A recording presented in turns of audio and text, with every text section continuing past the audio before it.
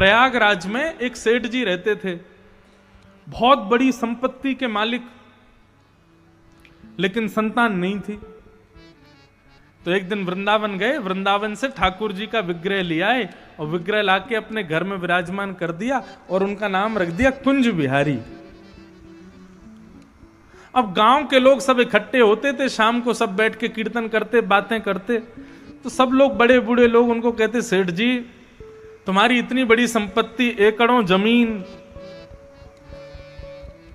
एक बालक गोद ले लो, आपके बाद इन सबको संभालने वाला कोई होना चाहिए।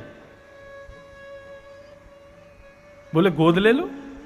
क्यों गोद ले लें? बोले क्योंकि आपके बालक नहीं। बोले किसने कहा बालक नहीं है? बोले कहां है बालक? कुंज बिहारी की ओर दिखा के बोलते, ये है मेरा बेटा, सारी संपत्ति इसकी है, सारी संपत्ति ये संभालेगा। अब बड़े बूढ़े लोग हंसने लगे, बोले ये तो सब ग्रंथों में लिखी हुई बातें मत पढ़ाओ हमको, भगवान किसी की संपत्ति नहीं देखते, आप तो ऐसी बात बना रहे हो। एक बुजुर्ग बोला, अच्छा चलो ठीक है, मान लिया कि संपत्ति कुंज बिहारी की हो जाएगी, लेकिन तुम्हारी मृत्यु होगी तो तुम्हारा अंतिम संस्कार कौन करेगा? सेठ जी बोले, तुम्हारा कौन करेगा? बोले हमारा तो बेटा है, वो करेगा। तो बोले जैसे तुम्हारा बेटा तुम्हारा अंतिम संस्कार करेगा, मुझे विश्वास है मेरा कुंज बिहारी मेरा संस्कार करेगा। सारे बुजुर्ग बोले सेठ जी की बुद्धि सठिया गई है, भगवान किसी का अंतिम संस्कार करते। और सब चले गए अपने अपने घर। 2-4 महीने बाद सेठ जी की थोड़ी तबीयत खराब हुई और सेठ जी के प्राण निकल गए। सारे गांव के लोग इकट्ठे हुए, सबने सब जो भी रीति रिवाज होते हैं सब किए। अर्थी पर सेठ जी को रख करके बांध के जैसे ले जाने लगे, बहुत सारे बच्चों की टोली आ गई और सब बच्चे रोने लगे, हमारे सेठ जी कहाँ चले गए, अब हमको टॉफी कौन खिलाएगा, अब हमको बतासे कौन खिलाएगा, हमको रेवड़ी कौन खिलाएगा, हमको गोदी में लेके मेला में कौन जाएगा। सब बच्चे रोने लगे। बड़े बुजुर्गों ने सोचा, बोले सेठ जी के बच्चे तो थे नहीं, तो ये सब गांव के बच्चों से ही प्रेम करते थे, चलो इन बच्चों को भी ले चलो, इनमें से किसी से अंतिम संस्कार करा देंगे।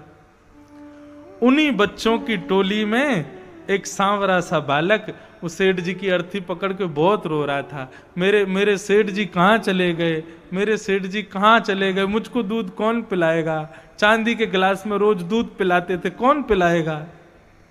सब गांव के लोग बोले, भैया ये हमारे गांव का तो नहीं है, किसी ने कहा दूसरे गांव का आया होगा। बोले सबसे ज्यादा यही रो रहा है, एक काम करो इसी से ही संस्कार करा दो। और उस बालक के हाथ में अग्नि देकर के, परिक्रमा लगा करके सेठ जी का संस्कार करा दिया और कहा, बालक अब रोना बंद करो, चलो सब लोग यमुना में डुबकी लगाओ। जैसे सबने यमुना में डुबकी लगाई, डुबकी लगा के बाहर आए तो सब आ गए, लेकिन वो बालक नहीं आया। गोताखोर भीतर जा जाके ढूंढे, लेकिन बालक नहीं मिले। तब एक बुजुर्ग बोले, अरे ये कहीं कुंजो बेटा तो नहीं आए थे, कहीं कुंज बिहारी तो नहीं आए थे। अरे दौड़ के चलो कुंज बिहारी के मंदिर में। दौड़ करके जैसे ही गए तो सेठ जी के कुंज बिहारी के पूरे अंग से यमुना का जल चुचा रहा था। डुबकी लगा के आए, ठाकुर जी आए और आके सेठ जी का संस्कार करके गए। बंधुओं, भगवान से कोई संबंध बनाओ, और सबसे बढ़िया संबंध बताएं, ठाकुर जी को सखा बनाओ।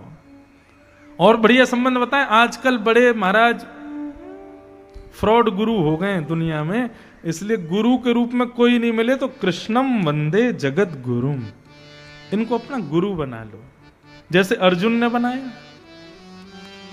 सखा बनाओ, गुरु बनाओ। तोहे मोहे नाते अनेक मानिए जो भावे,